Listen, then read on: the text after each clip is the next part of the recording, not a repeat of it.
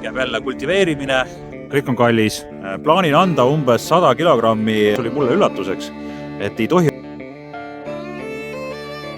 No tere jõudu kõik kanepisõbrad ja oleme tulevasel kanepipõllul, et nagu näha, siis jääb jälle kultiveerimine. See on endine Tallinnisu põld, siin kasvas ka vahekultuur, keerispea, õlirõigas, tatar.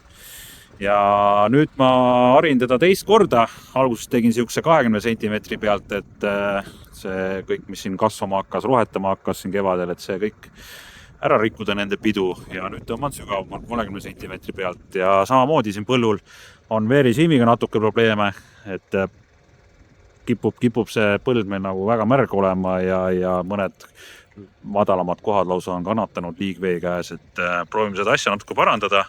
Ja teine asi on see, et ma harisin, eelmine harimine toimus suhteliselt märjalt ja nagu näha, siis on siin suht suured kamakad. Pärast on asi natukene parem. No mitte nüüd ideaalne, aga natukene parem.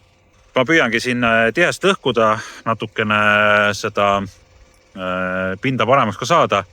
Et külvikul on õnneks grandaal küljes ja juba selle pildiga, mis siin on, sellega ta saab palju paremini hakkama kui selle pildiga, mis siin on. Et neid kamakaid juba väga lihtsasti ära ei lõhu. Neid pigem lõhub. Aga ega ideaalne ei ole see asi, et alati võiks paremini, aga selle sügava harimisega ongi see probleem, et eks ta tõmbab ka kamakaid pinna peale ja kipub see pind mitte väga ilus jääma, aga samas kütus on täna kallis, kõik on kallis. Ei ole mõtet siin liiga palju ka nühkida seda, et proovime sellega hakkama saada, et aga minu eesmärk on praegu olnud see, et ikkagi seda tihest lõhkuda ja anda taimedele paremad siis nii-öelda tingimused. Et mul on siin veel umbes vähemalt 40 hektarit põlde harida, kanepile veel ette ja väetis panna. Ja väetise panekut vaatame nüüd. No tere jõudu kanepisõbrad, et täna teen siukest huvitavat asja, et annan kanepipõllule väetist ja mul on siin värsked mullaproovid tehtud, värsked kaardid koostatud ja ma arvan, et sai selle programmi abil antud päris okei kogus siia NPK väetist 10-26-26. Panin programmi sisse, mis kultuur tuleb ja palju saaki tahan ja siis programm arutas välja, et palju siis võiks seda väetist siia anda. Siia tuleb veel külvi alla, tuleb lämmastikväetis ka. Plaanin anda umbes 100 kilogrammi lämmastiku tegevaines, mõne puhul võib-olla rohkem, et isegi kuni 150 võiks anda. Ja üks asi, mis on väga tähtis selle kanepi juures on see, et mis oli mulle üllatuseks, et ei tohi rullida, et kanepipõldu ei tohi rullida. Mina mõtlesin küll, et ta külvi sügavus on umbes 1 sentimeeter nagu rapsil ja rulliks ta üle ära ja saab ta nagu mõnusalt mullaga kontakti ja saab minema, aga ei.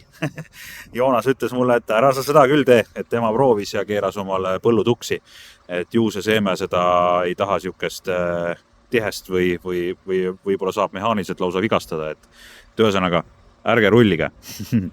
Aga mina külvan siia, ma arvan, täna on 1. mai, töörahva püha loomulikult ja mis mina teen ikka tööd, sest ma olen põllumees ja põllumees ei tea mingitest pühadest mitte midagi. Aga ma arvan, et ma jõuan siia külviga umbes 13 mai, 14 mai, võib-olla 15 mai ja nagu podcastis rääkisime, siis mai keskpaik on väga okei. On mõnus soe, saab ruttu minema ja loodetavasti öökülma oht on ka selleks ajaks möödas, et ega kunagi ei tea, kuna see talv võib tagasi tulla. Aga okei, kohtume külvil ja vaatame, kuidas need kanepitaimekesed siis kasvama hakkavad, et jutu järgi 2-3 päeva ja juba taimed üleval. Vaatame.